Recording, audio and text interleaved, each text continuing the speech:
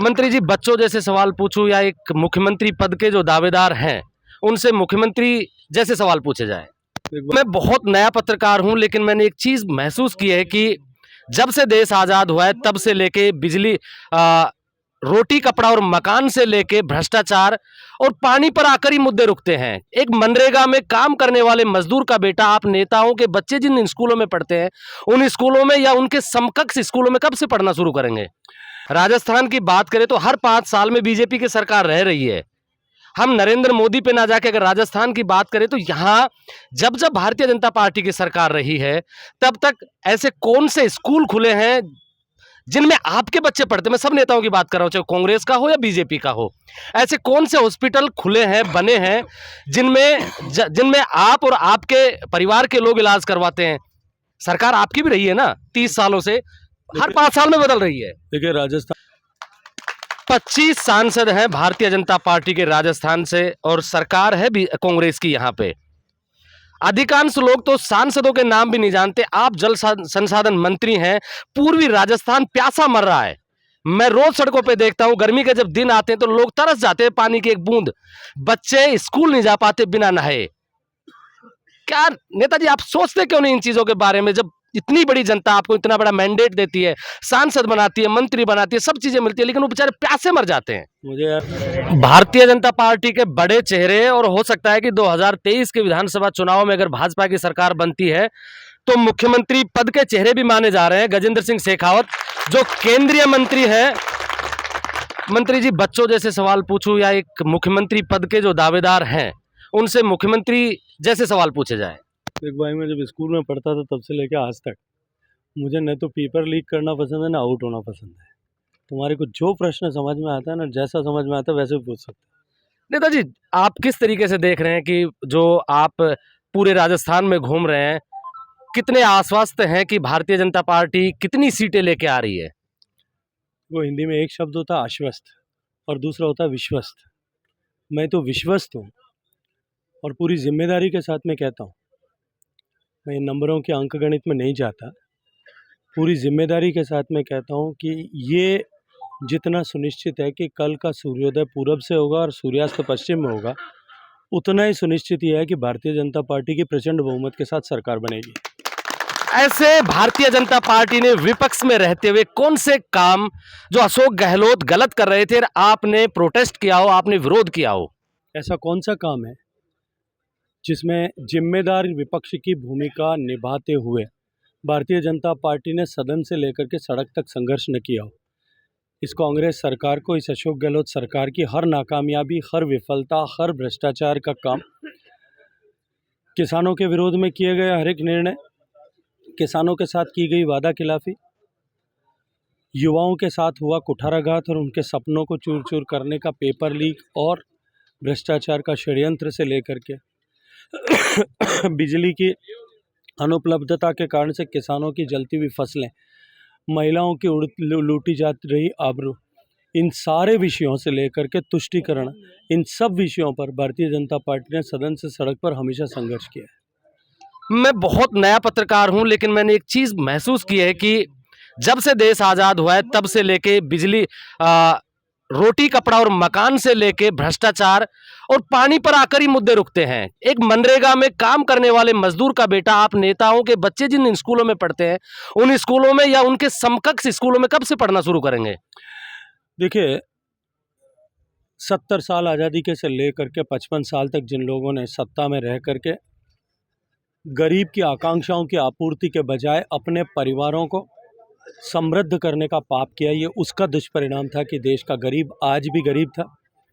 2014 में नरेंद्र मोदी जी के प्रधानमंत्री बनने से पहले वो गरीब लगभग ही आशा खो चुका था कि शायद उसके जीवन में परिवर्तन करने के लिए भी कभी सरकार या कोई नेता आएगा।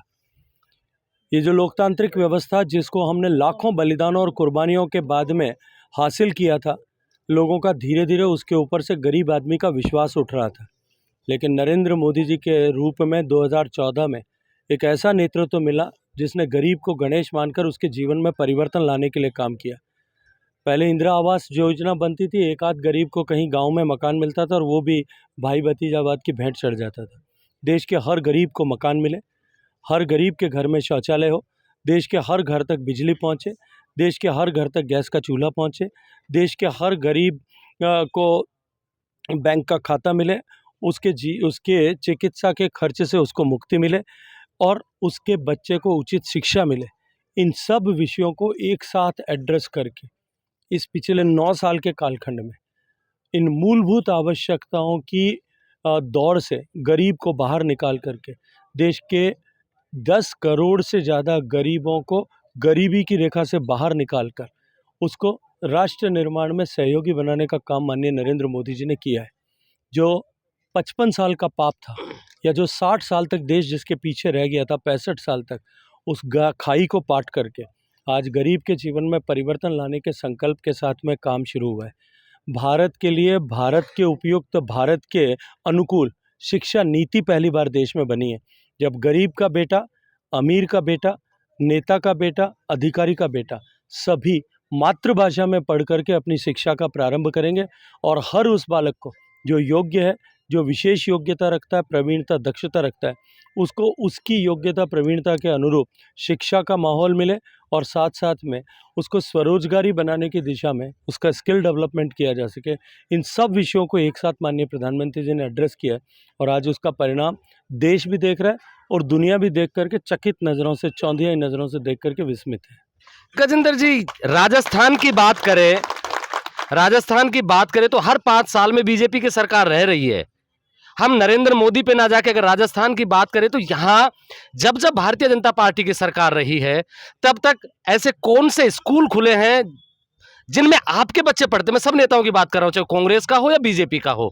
ऐसे कौन से हॉस्पिटल खुले हैं, बने हैं जिनमें आप और आपके परिवार के लोग इलाज करवाते हैं?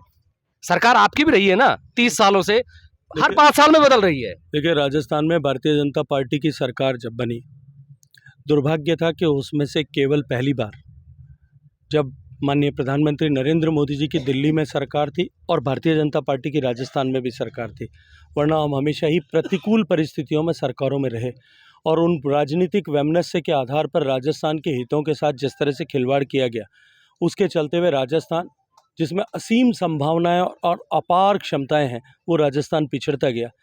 5 साल का वो कालखंड राजस्थान के लिए एक स्वर्णिम काल की तरह था, जब दिल्ली और राजस्थान दोनों में भारतीय जनता पार्टी की सरकार थी और तब बदलते हुए राजस्थान को, नए बनते हुए राजस्थान को राजस्थान के लोगों ने देखा, लेकिन शायद कहीं नज़र लग गई और ऐसे झूठे वादों के आधार पर एक सरकार ऐसी आई जिसने राजस्थान को फिर पतन के गर्त में धकेलने का काम किया।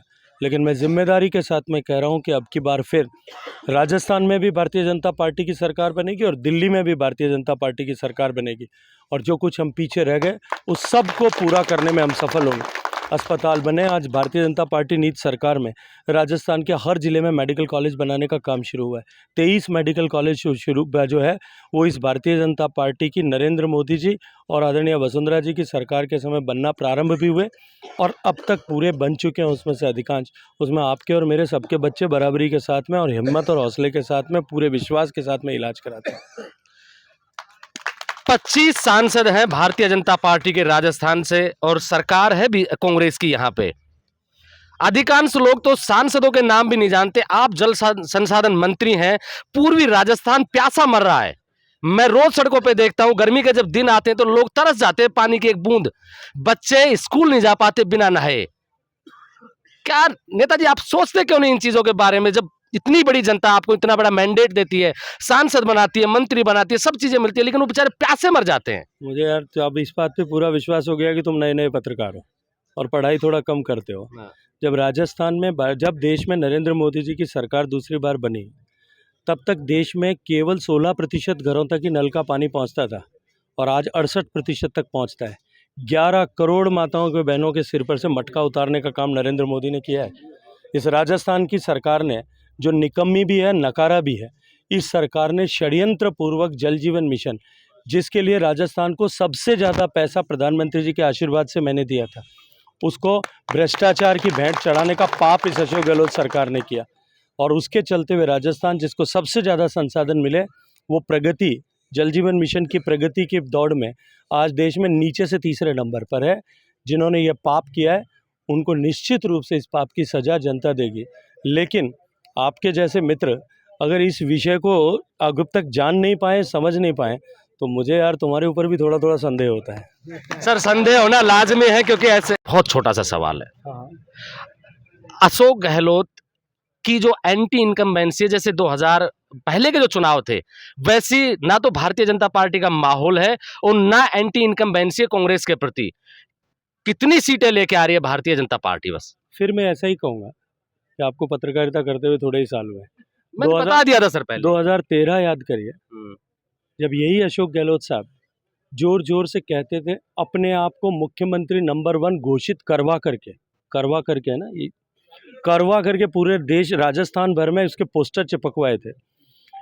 अनेक तरह की ऐसी योजनाओं को प्रारंभ किया था, जो है मुफ्त दवाई योजना और मुफ्त जांच योजना और मुफ्त राशन योजना जैसी अनेक तरह की घोषणाएं भी की थी।